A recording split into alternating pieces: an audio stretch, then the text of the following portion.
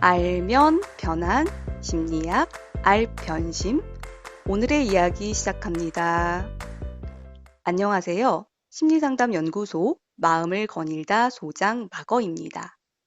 안녕하세요. 이것저것 다 하는 심리학 박사 대박사입니다.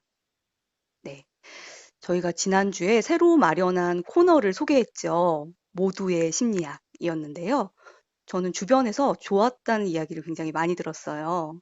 네, 저도요. 그래서 주변에서 말씀해 주시는 거에 비해서 좀 댓글 수가 적어서 음, 약간 아쉽기는 했는데 저는 또 개인적으로 되게 좋았던 방송이라서 좀 여러 번 들었습니다. 음. 특히 또 그 엔딩 멘트 주옥 같았죠. 네. 저도 그 멘트가 참 좋더라고요. 그러니까 일본 드라마인 오싱에 나왔던 대사라고 그 드라마 작가인 나 작가님께서 엔딩 멘트로 소개를 해 주셨는데요. 이 혹시 못 들으신 청취자들이 있을 수 있으니까 저희가 한번 읽어 드릴까요? 여러분 자신을 좀 더 소중히 여기시기 바랍니다. 시시한 일로 기죽지 마시고 자신의 미래를 만드는데 욕심을 내시기 바랍니다. 음. 이게 참 간명한데도 큰 울림이 있어요. 맞아요. 그래서 좀 힘 빠지는 일 있거나 좀 마음이 상하는 일 있었을 때 그냥 저를 기죽이는 이 일들이 이 말을 떠올리니까 좀 시시하게 느껴지더라고요. 그러면서 음. 좀 힘도 나고 그랬던 것 같아요. 음. 저는 이 마지막에 욕심을 내라는 말도 참 마음에 들었어요. 우리가 음. 흔히 욕심하면 나쁜 걸로 생각하지만 다른 어떤 것도 아니고 이 자신의 미래를 만드는데 욕심을 내라는 그 말이 참 위로가 되고 용기를 주더라고요. 맞아요. 그리고 또 기억나는 말 하나 있는데 음. 일도 꿈도 아니고 제일 중요한 게 나다. 이런 말씀도 나 작가님께서 하셨었잖아요. 그 네. 말도 일주일 동안 제 마음에 많이 남아 있었던 것 같아요. 네. 대 박사님이 특히 좋아하셨던 것 같네요. 네. 하지만 또 지난 방송은 지난 것으로 이 여우는 살짝 집어넣어 두고요. 저희가 또 굉장히 의미 있는 좋은 소식을 들고 나타나지 않았겠습니까? 그렇죠. 뭐 그냥 해? 바로? 어. 네. 바로 이벤트 소식인데요. 저희가 이 알편심이 이벤트와 함께 커온 방송이잖아요. 아, 그렇죠. 네. 네. 그래서 오늘 심리 상담을 주제로 방송을 기획하면서 이 심리 상담이 뭔지, 이 심리 상담의 속살을 들여다볼 수 있는 책 두 권을 준비했습니다. 그래서 음. 한 권은 세종서적에서 출판한 나는 하버드 심리 상담사입니다. 란 책이고요. 또 한 권은 뭐죠? 탐나는 책이라는 출판사에서 어느 날 나는 그들이 궁금해졌다라는 책을 저희에게 협찬해 주셨죠. 네. 그래서 저희가 이 책들을 각 10권씩 무려 20권이나 협찬을 받았습니다. 이야. 그리고 이 책을 저희가 여러분들께, 청취자 여러분들께 다 나눠드리려고 합니다. 네. 박수 박수 한번 한번 쳐야죠. 칠까요? 네. 네. 우! 네. 그래서 응모 방법은 이 방송 말미에 소개해 드릴 테니까요. 끝까지 귀를 쫑긋하고 들어주시면 감사하겠습니다. 네, 그리고 이 협찬에 너무 흔쾌히 응해주신 이 두 출판사 관계자분들께도 정말 감사의 마음을 전합니다. 네. 자, 그러면 오늘의 주제로 들어가 볼까요? 이 알편심이 이 상담자가 운영하는 팟캐스트잖아요. 그쵸. 그러다 보니까 이제 몇몇 청취자분들께서 고민을 보내오세요. 그러니까 이러이러한 문제가 있는데 좀 스스로 해결해 볼 수 있는 방법은 없는지, 아니면 이럴 때 상담을 받아야 하나요? 이런 질문들을 많이 해오세요. 그래서 음, 저희가 상담자로서도 굉장히 이런 질문에 또는 고민들의 책임감을 굉장히 많이 느끼고 있는 부분이기도 하죠. 네. 그래서 이번 알편심은 이 상담이라는 거, 심리 상담이라는 게 언제 필요한지, 또 어떻게 진행되는지, 누구에게 받아야 되는지, 이런 실질적인 고민들 많이 하시잖아요. 네. 그런 것들에 대한 일종의 안내서, 상담에 대한 좀 실질적인 이야기들을 나눠보려고 합니다. 네. 특히 요즘에 좀 가끔 보도되는 이 상담자나 정신과 전문의 등 이런 치료자의 윤리 관련된 뉴스를 볼 때마다 저희가 꼭 한번 이 심리 상담에 대해서 제대로 된 심리 음. 상담에 대해서 좀 안내를 해보자 이렇게 준비하고 있던 내용이죠. 네. 그리고 또 뭐 심리 상담에 관심이 없으셨거나 내가 굳이 뭐 상담? 이렇게 생각하시는 분들도 한번 들어보시면 좋을 것 같아요. 그래서 주변에서 필요하신 분이 있다면 안내해 주실 수도 있고요. 또 저희가 상담과 관련한 이야기이긴 하지만 또 우리의 삶을 살아가는데 필요한 이야기들을 또 나누는 거니까 모든 청취자분들이 관심을 가져주시면 좋겠네요. 네. 네, 이렇게 상담에 대해서 저희가 안내를 잘 드리겠다고 했는데 이제 또 마음에 부담이 있어요. 이 음, 상담이라는 게 굉장히 개별적이고 이 관계이고 과정의 경험이기 때문에 이거를 참 좋은데 말로 음, 설명하는데 좀 한계가 맞아요. 있죠. 그리고 또 그쵸. 이게 개인적인 어려움들을 다루는 장면이다 보니까 좀 조심스러운 면도 있고요. 그래도 최대한 이 심리 상담이 뭔지 여러분들이 들으시면서 그림을 좀 그릴 수 있도록 열심히 한번 진행을 해볼게요. 그리고 앞서 말씀드린 이 책 두 권의 이야기도 소개해드리면은 조금 더 상담이 뭔지 이렇게 이해하시는데 도움이 될 거라고 생각을 합니다. 네. 네, 우선 저희가 상담, 뭐 이런 이야기들을 굉장히 흔하게 쓰는 말이잖아요. 저희가 말하는 상담, 심리 상담이라는 것은 구체적으로 뭔가요? 네. 저는 이제 심리 상담이 뭔가라는 그런 안내를 드릴 때 이렇게 말씀을 드려요. 그러니까 심리적인 어려움이나 문제를 해결하기 위한 과정이고 이 과정에서 자기 이해를 도모하면서 변화와 성장으로 가는 이런 학습의 음, 경험이 심리 상담이다라고 이렇게 말씀을 드려요. 제가 이렇게 말을 하다 보니까 굉장히 과정과 경험이라는 말을 강조하게 되네요. 음. 네. 학습의 경험이라는 말도 와닿네요. 그러니까 네. 새롭게 행동하는 방식을 배우는 과정이기도 하잖아요. 네. 네네. 그러니까 저는 개인적으로 이제 상담을 가르칠 때, 수업할 때, 이 상담을 옷장 정리에 비유를 많이 하고는 해요. 옷장 근데 또, 정리요. 네. 그 지금 또 가을도 오고 해서 아마 진짜 옷장 정리 하시는 청취자분들도 많으실 것 같은데, 이 옷장에 옷이 막 가득하고 계절이 바뀌었는데도 이전 계절 옷이 있고 이러면 옷 입을 때마다 스트레스 받잖아요. 그쵸. 어디 옷장 있지 막 그 옷? 터질 것 같고. 그래서 옷장을 정리할 때 뭐 우리가 버려야 될 것은 과감하게 버리고 또 빨아서 이제 빨아서 다시 입어야 될 것은 빨고 또 색깔별로 계절별로 이렇게 예쁘게 정리를 하고 나면 옷을 입을 때도 기분이 좋고 훨씬 더 시간이나 공간을 효율적으로 쓸 수 있잖아요. 네. 이렇게 옷장을 정리하는 것처럼 상담을 통해서 우리의 마음을 정리하게 되는 거죠. 그래서 내 음. 마음속에 좀 오래된 안 좋았던 기억들은 이젠 좀 버려도 되는 거는 잊어버리고 음. 날려버리고 또 내 안에 가지고 있던 좋은 특징, 강점 같은 거는 꺼내서 쓰고 이런 과정들을 상담자와 함께 정리하다 보면 훨씬 더 건강한 내가 된다. 음. 바람이 통하는 옷장 같은 그런 존재가 된다. 저는 이렇게 설명을 해드리곤 해요. 아 네. 굉장히 적절한 비유네요. 그래서 음, 또 흔히들 인제 궁금해하시는 것 중에 하나가 정신의학과에 가는 것과 이 음, 심리상담소에서 상담을 받는 것과 어떤 차이가 있는지 이것도 궁금해하시거든요. 맞아요. 근데 인제 보통 정신의학과에서는 이제 약물 처방이 주된 그런 치료법이고요. 그쵸. 뭐 종종 이 심리 상담을 제대로 수련받은 의사들도 계셔서 이 심리 치료를 하시기도 하지만 주된 치료법이 약물 처방이라고 알고 있고요. 그리고 심리 상담소에서는 약물 처방은 하지 않고 보통 이제 뭐 여러 가지 기법들을 쓴 뭐 정신 분석이라든지 인지 행동 치료라든지 뭐 여러 가지 그런 접근법으로 대화를 통해서 음, 치료를 시도하고요. 때에 그쵸. 따라서는 뭐 미술 치료나 음악 치료 등의 이런 다른 매체를 이용해서 심리 상담을 진행하기도 합니다. 맞아요. 그래서 꼭 그런데 이제 뭐 약물 치료만 하냐, 심리 상담은 대화로만 하냐, 이렇게 막 이분법적으로 나뉘어진다기보다는 필요에 따라서 적절히 병행하고 있죠. 그럼요. 이 심리 상담에 오셔도 처음에 이제 심리 검사나 평가를 통해서 약물 치료가 필요하시겠다 싶으시면은 저희가 정신의학과에 의뢰하기도 하고요. 뭐 실제로 증세에 따라 병행하고 계시는 분들도 꽤 있으세요. 맞아요. 그래서 좀 제가 강조하고 싶은 거는 이제 상담의 3요소를 말씀드리고 싶어요. 음. 상담의 3요소를 흔히 전문적인 상담자, 그리고 내담자. 아, 여기서 좀 내담자라고 함은 이게 잘못 들으면 내남자로 들리기도 하거든요. 저 그런 맞아요, 오해 종종 맞아요. 받았는데 음, 내담자라는 게 한자어인데요.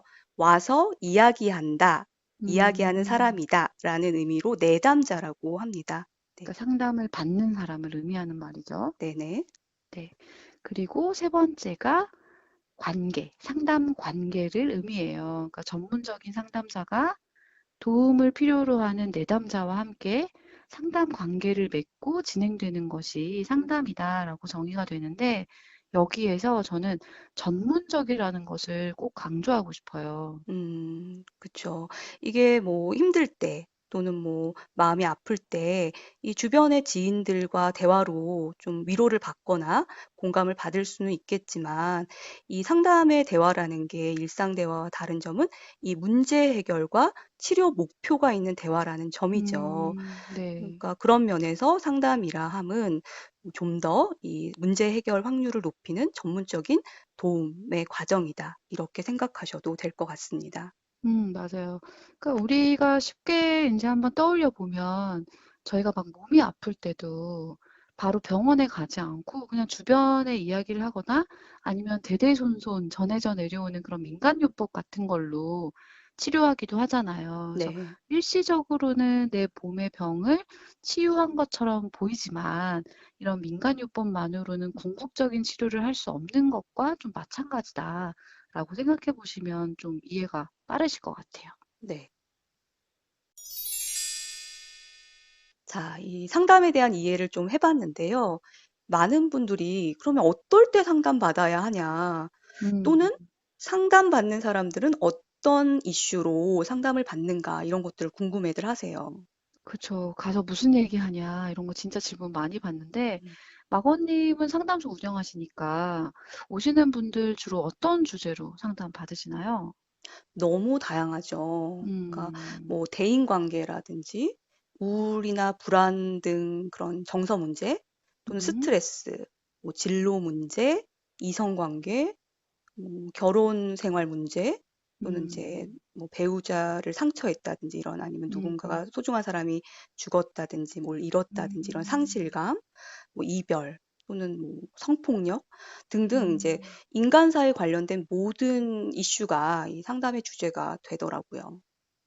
맞아요. 그래서 사실 나서 이렇게 살면서 사랑하고 일하고 그리고 막 헤어지고 이런 모든 인간의 고민들이 다 상담의 주제가 될 수 있죠. 네. 근데 주제뿐만 아니라 그 힘듦의 정도도 사람들이 많이 음, 음, 고민하시더라고요. 음, 그래서 음, 얼마나 힘들어야, 음, 얼마나 힘들어야 상담을 받아야 되는 거냐, 음, 이런 질문을 꽤 받거든요. 음. 근데 저는 그럴 때 좀 이렇게 말하기도 해요.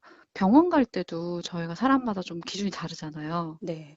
그래서 어떤 사람은 재채기만 해도 막 병원부터 막 찾아가고 또 어떤 사람은 누가 봐도 막 저 사람 아파 죽는 거 아니야? 너무 얼굴 안 좋은데? 막 이래도 그냥 아니야. 약국에서 약만 먹어도 괜찮아. 하룻밤 자면 괜찮아. 이렇게 하면서 절대 병원 안 가시는 분들도 계시잖아요. 네. 그래서 이 마음에 대한 것도 좀 마찬가지인 것 같아요. 그래서 음. 너무나도 이 고통이라는 거, 힘듦이라는 것이 주관적이라서 어떤 분들은 조금만 고민이 있어도 아, 상담 받아야겠다 이러시는 분이 계시고 또 어떤 분들은 끝까지 좀 혼자 해보고 싶어 하시는 분들도 계시고요. 네. 그래서 제가 자주 인용하는 말이 이 "남의 중병이 내 곱불만 못하다." 이런 속담 있잖아요. 아, 이런 곧불 나오니까 또, 또 올드한가요? 어, 아, 뭔가 이렇게 계속 마거님이 그죠 옛날 말 하셔가지고. 아, 저 또 영한 네, 트렌드도 있는데 참 네. 이상하게 이러네요. 아, 이렇게 네. 인싸말 다음에 한번 좀 쓰시는 걸로. 네, 그래야겠네요. 어쨌든 이 속담 아시잖아요. 이 네, 말씀을 드려요. 그러니까 굉장히 이 아픔, 고통이라는 건 주관적인 거죠. 그래서 음, 이 오랫동안 반복되어 왔던 이런 뿌리 깊은 문제로 고통을 겪다가 이제 상담에 오시는 분도 있고, 또는 이제 환경이나 상황이 갑자기 변해서 발생된 음, 심리적 문제로 오시는 분들도 계세요. 그만큼 증상의 종류나 정도는 개인마다 다 다르다는 거죠. 맞아요. 그러니까 너무나도 이게 주관적이기 때문에 저희가 뭐 10에서 5 정도 아프면 가세요. 뭐 이렇게 말할 일이 아니라고 하는 거죠. 네. 근데 이제 상담을 좀 대중에게 소개하고 알리는 데 힘쓰시는 대표적인 인물 중에 서늘한 여름밤이라는 그 네임을 쓰시는 그런 분이 계시거든요. 네. 그분이 한 매체와의 인터뷰에서 이렇게 말씀하셨어요. 나 심리 상담 한번 받아볼까? 뭐 이런 생각이 들면 무조건 상담이 필요한 거다. 이런 음. 말씀도 하셨더라고요. 그러니까 이건 누가 평가하는 게 아니라 '내가 음, 필요한 것 같아.' 이런 생각이 들면은 받아볼 필요가 있을 거다라는 말이겠네요. 그쵸. 음. 네. 또 이 상담에 오실 때 걱정하시는 이유가 이 심리 상담을 받으러 간다고 하면 이 소위 말하는 음, 정신 이상자? 이거 제가 어, 굉장히 싫어하는 표현이긴 하지만 '이런 사람으로 오해받는 것이 아닐까?' 또는 음, 뭐 '나약한 사람으로 비춰지지 않을까?'라는 걱정을 하시기도 해요. 맞아요. 음. 우리 그래서 사회가 아직 좀 그런 마음의 병에 좀 인색하고, 좀 마음이 아프다라는 것을 잘 받아들여지지 않는 그런 분위기가 조금은 있기도 하죠. 네. 그러면서 이제 상담받으러 오시기를 주저하시는 분들이 많은데요. 그런데 저는 개인적으로 이 심리 상담에 오시는 분들이야말로 누구보다 더 자신의 삶을 건강하게 음, 살려는 의지를 갖고 있고 또 자신의 문제를 직면하는 거 굉장히 아프잖아요. 또 창피하기도 맞아요. 하고. 근데 그러한 것들을 무릅쓰고 자신의 문제를 직면하고자 하는 그런 용기를 가지신 분들이라고 생각을 해요. 그리고 이제 제가 만난 대부분의 내담자분들이 음, 그러셨고요. 음, 음. 그러니까 실제로 심리 상담에 오는 사람들은 뭐 굉장히 사회 부적응자라고 생각하시는 경우도 있지만 오시는 분들 보면은 사회에서 음. 한몫하시면서 열심히 살아가시는 분들이 굉장히 많아요. 맞아요. 그래서 음. 실제 상담에서 만나는 분들은 누구보다 삶에 대한 열정이 강하고 의욕적이시고 이런 분들이 굉장히 많으시죠. 그쵸. 그리고 저는 또 무엇보다도 이 사람들이 흔히 쓰는 부적응자라던가 이상한 사람이라던가 이런 것도 굉장히 조심해야 되는 주관적인 표현 아닌가 이런 생각이 들거든요. 음. 그러니까 재밌는 게 제가 이제 수업 시간에 뭐 상담 이런 거 막 소개하고 나면은 저한테 이제 질문하시는 분들이 본인이 상담받아야 될 것 같다라고 하시는 분들은 거의 없어요. 음. 그런데 본인이 아는 누구누구가 상담을 받아야 될 것 같다면서 이런 거는 상담받아야 되는 거 아닌가요? 이상한 거 아닌가요? 이런 질문 되게 많이 하시거든요. 음. 근데 그럴 때도 한번 생각해 보면 다른 누가 상담받아야 된다라고 주장하는 그 마음은 사실 보는 자기가 불편하다는 얘기 아닌가. 음. 정말 그 사람이 이상하다라고 말할 어떤 근거가 있나? 이런 것에 대한 문제를 좀 제기하고 싶긴 해요. 그러니까 그렇죠. 그런 말들이 오고 가는 가운데서 상담은 '이상한 사람들이 받는다. 문제 있는 사람들이 받아야 한다.' 이런 생각이 알게 모르게 퍼지는 것도 같네요. 어. 근데 저는 이 말씀도 해 드리고 싶어요. 이 상담에 오셔서 자기의 문제를 막 이렇게 이야기하다 보면 그러니까 어, 다른 사람들이 나를 이렇게 문제만 얘기하면 '문제만 있는 사람으로 보지 않을까.' 음, 그런 걱정들을 또 하시기도 하더라고요. 그러니까 문제아로 낙인 찍힐 것 같은 두려움, 이런 게 있을 수 그렇죠. 있겠네요. 그래서 근데 상담자로서 저는 실제로 상담에 오시는 분들이 이 문제를 호소하실 때 이 내담자가 곧 문제다. 내담자 전체가 문제다. 이렇게 바라보지 않거든요. 그냥 음, 문제를 갖고 있어서 어떤 한 부분이 기능을 잘 못하는 경우다. 그래서 문제를 겪고 있는 것이기 때문에 이 호소 문제의 이면에 있는 그분의 다른 모습, 예를 들면 잘 기능하는 부분이라든지 자원이라든지 강점 등도 있다라고 생각을 하고 접근을 해요. 음. 그러니까 실제로 상담소에서 막 이런 게 어렵다라고 말씀하시더라도 그분이 모든 영역에서 다 망가져 있는 건 절대 아니잖아요. 그럼요. 그거에 음, 대한 믿음이 있어야지 또 그 내담자분의 자원이나 강점을 가지고 그 문제를 해결하는 힘으로 쓸 수도 있는 거죠. 제가 사실 맞아요. 이거와 관련해서 되게 재밌는 경험이 있는데요. 음. 이제 저희가 대학원 때 수련을 받잖아요. 꼬맹이 아, 그때, 상담자일 네, 때. 네. 그때 이제 그 내담자도 대학교 1학년이었는데요. 음, 와가지고 자기는 친구도 없고 외톨이고 대인관계를 음, 너무 못한다. 이런 호소 음, 문제로 상담을 받으러 왔어요. 그래서 저도 그 문제를 계속 다루고 있었죠. 음, 그런데 저희가 이제 학교다 보니까 캠퍼스에서 그 내담자를 보게 된 거예요. 그 내담자는 저를 못 어, 봤을 거예요. 근데 음, 되게 놀랍게도 친구들하고 막 농담 따먹기 하면서 재밌게 가고 있는 거예요. 친구 없다면서. 그래서 제가 그걸 보고서는 굉장히 아, 충격을 받았죠. 아, 음, 내담자가 와서 자기의 호소 문제를 얘기를 해도 이건 내담자의 주관적인 세계에서 외로움을 느끼는 거지 이 사람이 친구도 없고 그런 진짜 외톨이 음, 있다. 이런 식으로 내가 문제만을 바라본 것이 아닌가.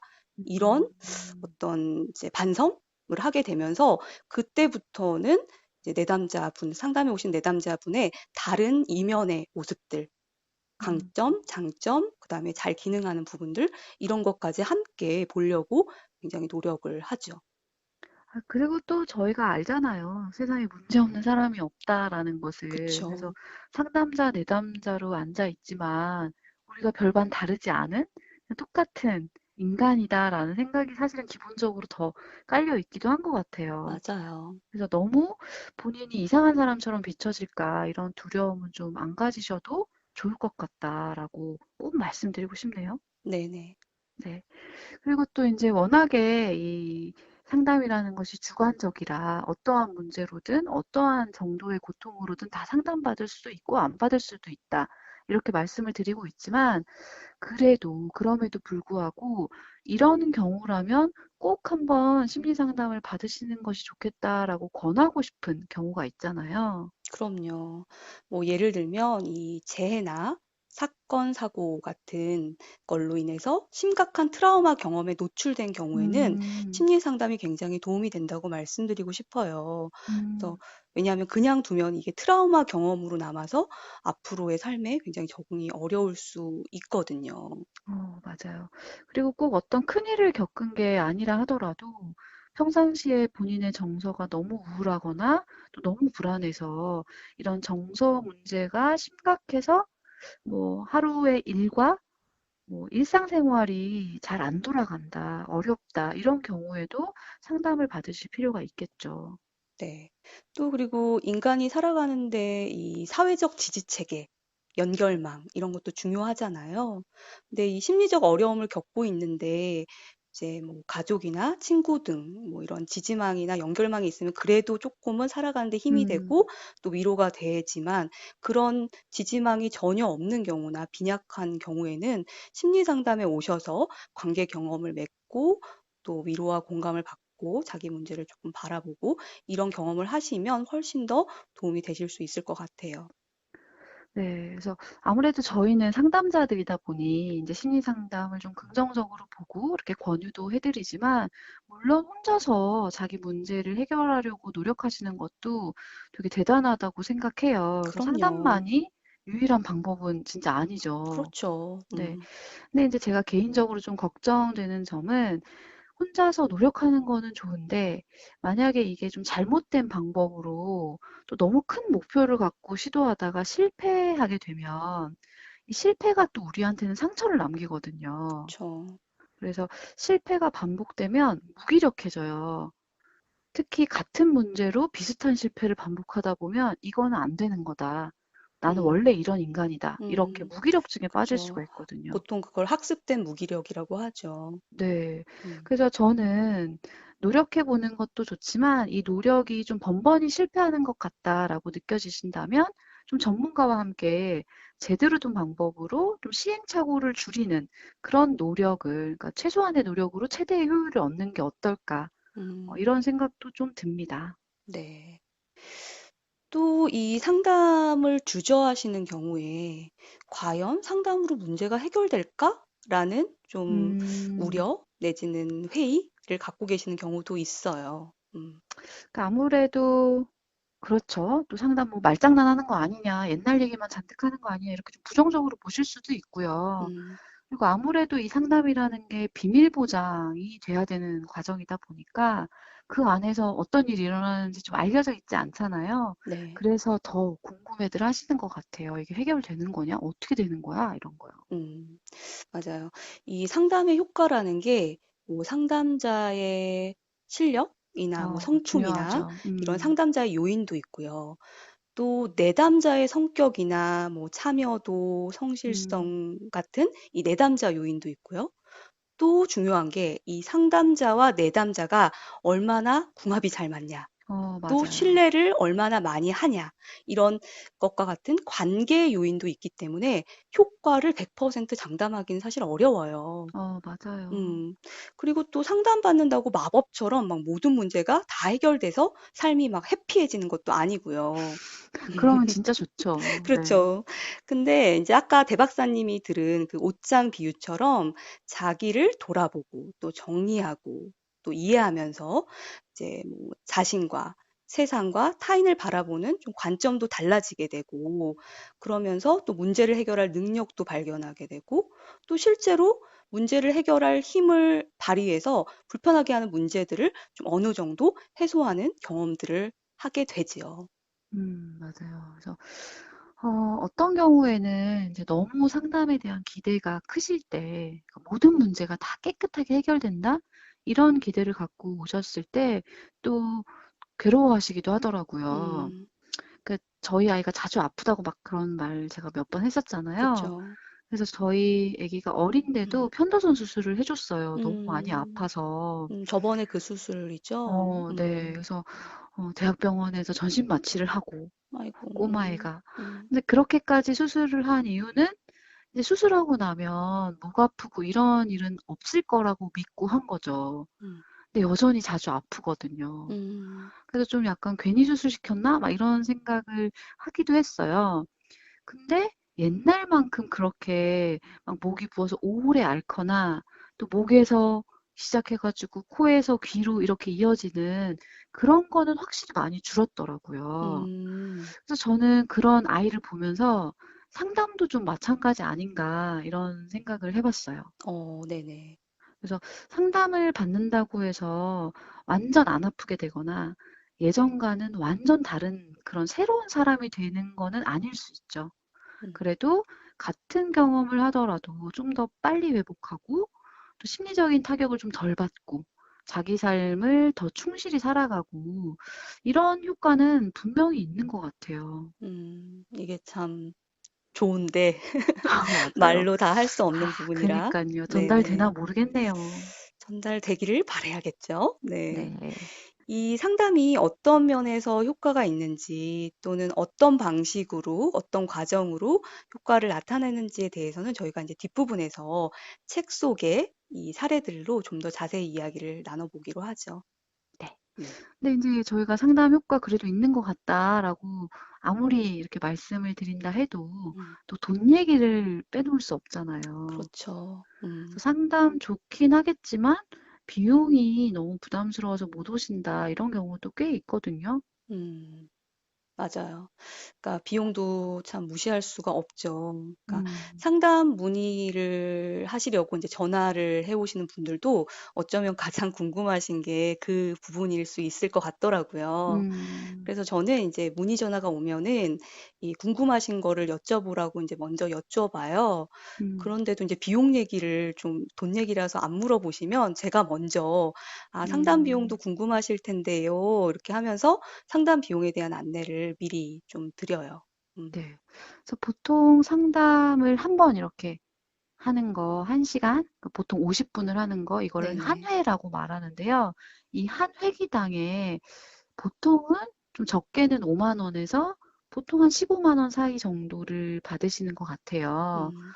근데 뭐 피부 마사지나 뭐 트레이닝, 퍼스널 트레이닝 이런 운동도 사람마다 가격이 되게 천차만별이잖아요. 네. 되게 싼 맞아요. 것도 있고 되게 비싼 것도 음음. 있고요. 그래서 상담도 약간 차이가 있긴 있고요. 그런데 좀 평균적으로 보면 한 10만 원 정도?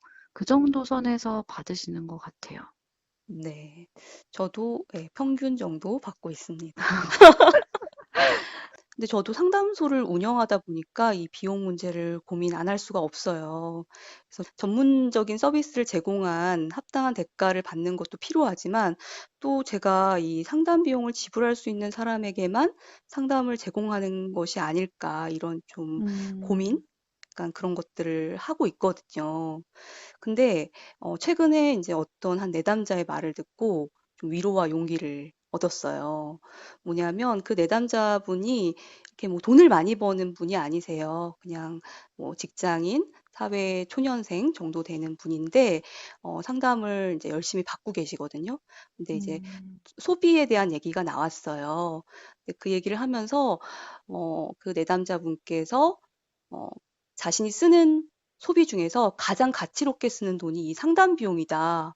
라고 오, 얘기를 하시더라고요. 그러면서 음, 상담 끝나고 나갈 때가 가장 행복하고 의미 있는 시간을 보내는 것 같다. 라고 음, 하시는데, 아, 네, 그쵸. 가치 있는 곳에 쓰는 것이고, 또 그 돈으로 인해서 내 삶이 변한다면, 내가 음, 변한다면, 사실 의미 있는 돈이잖아요. 음. 그렇죠. 네. 근데 이제 저희가 상담에 대해서 이렇게 얘기를 하면서도 한편으로는 계속 마음속에 남아있는 것이 최근에 이제 언론에서 음, 상담자가 내담자를 상대로 이제 성희롱, 성추행 이런 문제를 일으킨 사례가 좀 보도되기도 했었잖아요. 네네. 그래서 이런 것 때문에 상담 이상해. 약간 이런 부정적인 시선도 많아진 것 같아요. 음. 참 저희로서는 그런 뉴스가 나오면 화가 나죠. 그렇죠. 음. 그런 일이 있을 수가 없죠. 그렇죠. 제대로 훈련받고 교육받은 상담자라면 그렇게 할 수가 없거든요. 왜냐하면 음, 저희가 전문가로서 훈련을 받을 때 굉장히 중점적으로 교육받는 것이 이 전문가 윤리거든요. 음, 그러니까 사실 상담 과정에서 상담자가 내담자한테 이 경청을 제공하고 또 공감을 제공하고 또 이런 따뜻한 지지대 같은 역할을 해주는 사람이 되다 보니까 내담자는 이 상담자한테 호감을 느낄 수도 있거든요. 그럼요. 근데 전문가라면 그런 특성이나 그런 과정을 잘 알고 있고 또 그 위험성도 충분히 숙지하고 있는데 그런 걸 아는 사람이 그걸 상호 합의에 의한 관계라든지 뭐 성인 남녀로서의 자연스러운 끌림이라든지 뭐 이런 걸로 변명할 수도 없고 해서도 안 되죠. 음, 맞아요. 그래서 상담자도 인간이기 때문에 또 어떤 사람을 깊이 있게 알고 그러다 보면은 어떤 경우에는 좀 품어주고 싶기도 하고 가까워지고 싶은 마음이 들 수도 있잖아요. 네네. 그런데 상담자는 알아야 되는 거죠. 이런 끌림이 정말 이성적인 그런 호감으로서의 끌림이 아니라 우리 안에 무의식이 하는 일이다. 음, 이런 것들을 이해하고 정신을 똑바로 차려야 되는 거거든요. 그렇죠. 그래서 만약에 만에 하나라도 뭐 내담자가 선생님이 좋아요라고 하거나 아니면 본인에게 그런 마음이 든다 하더라도 이걸 이성에 대한 호감으로 해석하지 않고 또 이런 걸 이제 우리가 전이라고도 말을 하잖아요. 그쵸. 이 전이라는 거는 이 우리 마음속에 있는 어떤 대상에 대한 감정이나 생각이 이 상담자에게 투영되어서 나타나는 걸 의미합니다. 네, 음, 그래서 이런 거를 제대로 공부한 사람이라면 이런 감정의 오고감을 전이로 해석하지 결코 호감으로 이렇게 받아들이지 않는단 말이죠. 그래서 이런 걸 치료에 활용할 뿐이지 개인적인 욕구를 충족하기 위해서는 절대 사용하지는 않아요. 제대로 된 상담자라면 절대 그럴 수가 없습니다. 그렇죠. 그래서 최근에 이 언론에 보도된 이 그루밍 성범죄라고 하죠. 그런 이제 범죄들을 보면은 공인된 전문 상담자가 아닌 경우가 더러 많이 많더라고요. 많이 있죠. 그래서 이제 더욱 상담자가 어떤 훈련을 받았고 어떤 자격을 가지고 있는지 상담을 받으러 가실 때 확인하시는 게 필요하십니다. 그러니까 자연스럽게 이제 어떤 상담자를 찾아가야 되나 이런 이야기로 이어지는 것 같네요. 그러니까 참 이것도 아쉬운 부분인데 상담을 받고 싶다는 분들이 되게 많이 고민하시는 게 어떤 상담자를 어디서 어떻게 찾아야 되나 이런 거 되게 많이 어려워하시더라고요. 음.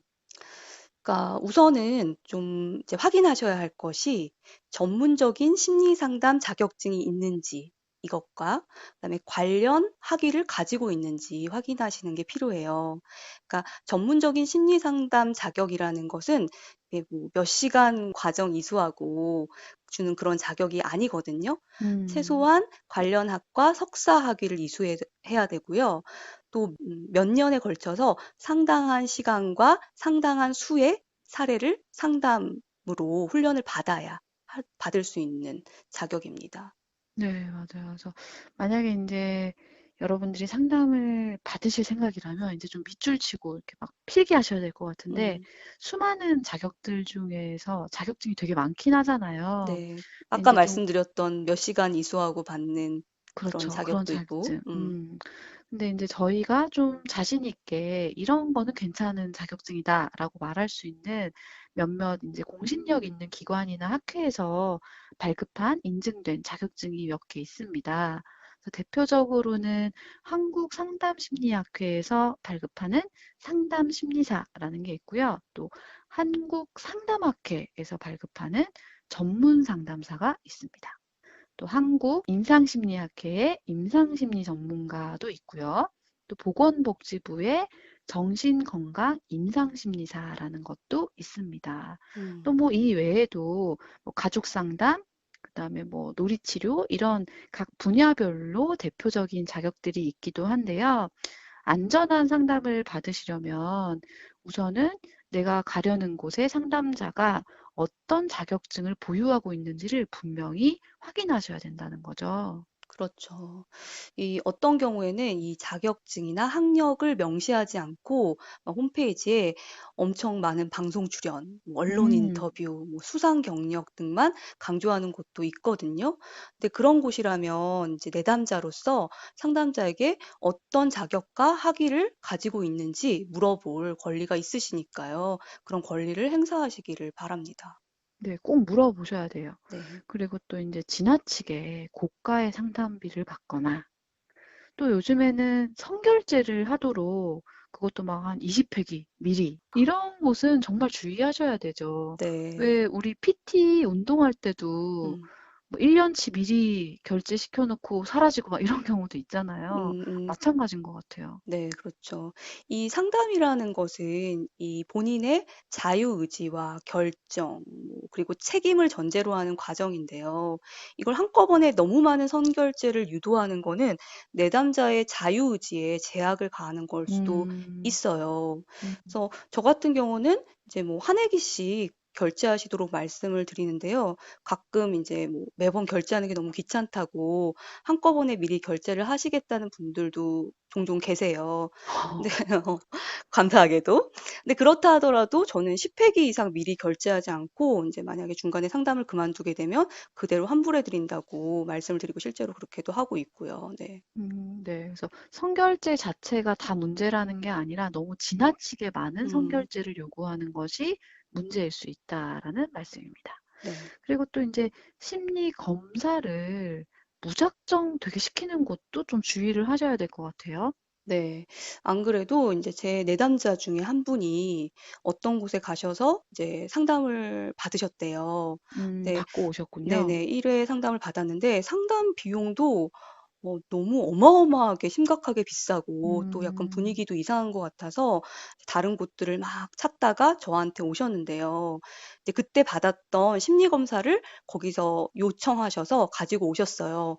전 그 심리 검사지를 보고 너무 깜짝 놀란 거 있죠. 그러니까 왜요? 이분이 음, 트라우마 경험 때문에 상담을 신청하셨는데 네네. 한 검사를 보니까 적성 검사, 그러니까 진로를 위한 검사죠. 적성 아, 검사나 뭐 흥미 검사니 뭐 성격 유형 검사, MBTI 어, 검사까지 이걸 드립다 하신 거예요. 아, 근데 시켜서? 어 근데 음, 트라우마 경험을 가진 사람이 지금 왜 진로 검사를 해야 됩니까? 아, 그래서 그러니까요. 전문가로서 너무 화가 나더라고요. 그래서 그 상담소를 이제 검색을 해 봤어요. 근데 아니나 다를까 무자격자의 과대 광고만 하는 곳이더라고요. 음. 그 사실 전문가 윤리에서 진짜 저희가 배우기도 심리 검사는 최소한으로 하는 게 원칙이잖아요. 그거는 그쵸. 비용과 시간과 이런 게 다 들어가는 그럼요. 일이니까요. 근데 어떻게 트라우마 경험이 있는 분한테 진로 검사를 한다는 건 정말 참 비윤리적이죠. 상식적으로도, 네, 네네. 아, 그거 안타깝네요. 네. 네. 그리고 또 뭐 필요한 경우에는 심리 검사를 얼마든지 또 할 수도 있긴 그럼요. 심리 한데요. 검사가 보여주는 그런 요소들이 있으니까요. 네. 네, 인제 받으시는 입장에서는 꼭 이 검사가 어떤 검사인지 또 나한테 왜 필요한지 이런 것들을 물으시고 적절한 설명을 요구하실 필요가 있어요. 그리고 또 검사를 하시고 나면 어떤 검사인지 어떻게 결과가 나왔는지도 좀 자세하게 들으실 권리가 있습니다. 네. 사실은 그거는 내담자분이 부탁하거나 묻기 전에 상담자가 이 검사의 필요성을 먼저 설명해 주고 실시하는 게 전문가적인 윤리이고 또 원칙이죠. 맞아요. 그리고 또 마지막으로 이 빠른 치료나 완치를 강조하는 곳이라면 이거는 과대 광고다 하고 주의를 기울이셔야 합니다. 네, 저희가 이런 말을 하면서도 좀 이렇게 마음이 무거워지는데, 네, 그럼에도 불구하고 저희가 이런 말씀을 드리는 이유는 전문적인 도움이 필요하신 분들이 좀 더 안전하고 믿을 만한 그런 환경에서 도움을 받으시길 바라는 마음이 있기 때문이에요. 그래서 가뜩이나 이제 용기를 딱 내가지고 가셨는데 두 번, 세 번 상처받는 일이 있으면 안 되잖아요. 그렇죠. 그리고 결국 이 심리 상담도 일종의 심리 서비스잖아요. 그리고 그쵸. 내담자는 이 서비스를 이용하는 소비자이고요. 네. 그래서 저희의 이런 안내가 좀 여러분들이 똑똑한 소비자로서의 권리를 찾으시는데 도움이 되기를 바라는 마음입니다. 네. 그래서 이렇게 자세하게 준비를 드리고 또 말씀을 드리는 건데요. 근데 뭐 이런 경우들도 있지만 사실 이 음, 심리 상담을 통해서 좋은 경험을 하신 분들이 더 많다고 말씀드리고 싶어요. 그럼요. 음, 저희 상담자의 보람은 이 내담자분이 변화하고 성장하는 그 순간에 함께하는 것에 있잖아요. 아, 그쵸. 그죠? 그래서 그런 점에서 이제 심리 상담실 안에서는 어떤 일이 일어나는지, 또 어떤 과정을 거쳐서 문제가 해결되는지, 변화와 성장이 이루어지는지, 이런 얘기들을 좀 본격적으로 해보죠.